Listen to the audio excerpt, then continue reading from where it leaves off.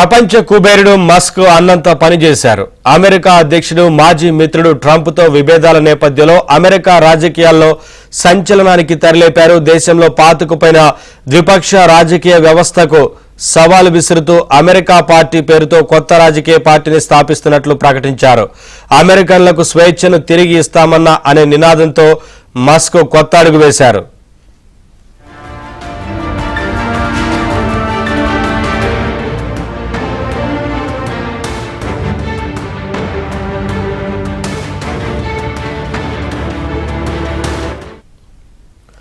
The America party అనే పేరుతో political ప్రస్థానం ప్రారంభిస్తున్నట్లు మస్క్ ట్వీట్ చేశారు. గతంలో ఎక్స్లోనూ మస్క్ పార్టీ పెట్టే అంశంపై ఆన్లైన్ ఓటింగ్ నిర్వహించారు. ఆసక్తికరంగా అప్పట్లో 80% మంది దీనికి అనుకూలంగా ఓటు వేశారు. ఇప్పుడు కూడా కొత్త పార్టీ ఏర్పాటుపై మస్క్ ఆన్లైన్ పోలింగ్ పెట్టగా 64% మంది అనుకూలంగా ఓటేశారు. ఆ స్క్రీన్ షాట్ ను మస్క్ తన ట్వీట్ లో పంచుకున్నారు.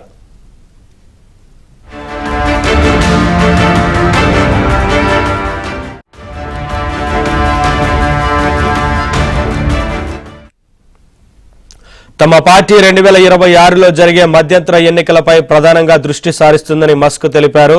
2 నుంచి 3 సెనేట్ స్థానాలు, 8 నుంచి 10 ప్రతినిధుల సభ స్థానాల్లో పోటీ చేసి కీలక చట్టాలపై నిర్ణయాత్మక శక్తిగా మారడమే తమ లక్ష్యమని వివరించారు.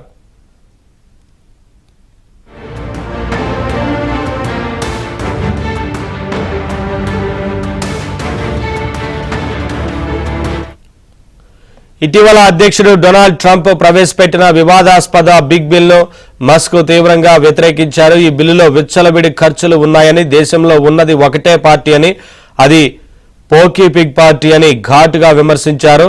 ఒకప్పుడు ట్రంప్కు అత్యంత సన్నిహితుడిగా, ప్రభుత్వ సామర్థ్య విభాగానికి సలహాదారుగా పనిచేసిన మస్క్ ఆయనతో బహిరంగంగా విభేదించడంతో వివాదం ముదిరి పాకాన పడింది.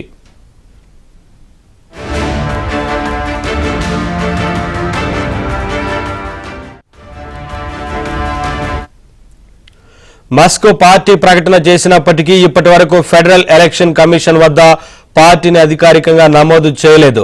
అమెరికాలో కొత్త పార్టీని స్థాపించడం అంత సులభం కాదు. ప్రతి రాష్ట్రంలోనూ కఠినమైన నిబంధనలు, లక్షలాది సంతకాల సేకరణ వంటి సవాళ్లు ఉంటాయి. ఈ అడ్డంకులను అధిగమించి మస్క్ తన పార్టీని ఎంతవరకు ముందుకు నడిపిస్తారనేది ఆసక్తికరంగా మారింది.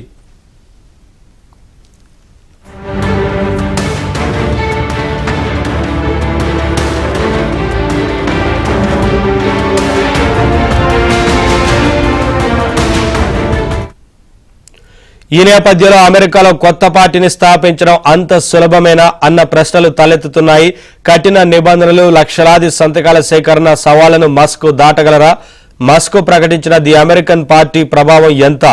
గతంలో వెనక్కి తగ్గిన మస్క్ ఈసారైనా ముందుకు వెళ్తారా అన్నది ఇప్పుడు చర్చనీయాంశంగా మారింది. అమెరికా అధ్యక్షుడిగా మస్క్ గెలుపు గుర్రం ఎక్కగలరా? 2 పార్టీల విధానమే ఉన్న అమెరికాలో మస్క్ ప్రభావం చూపగలరా? 2 పార్టీల ఓట్లను చీల్చడానికే పరిమితమవుతారా అన్నదానిపై తీవ్ర చర్చ నడుస్తోంది.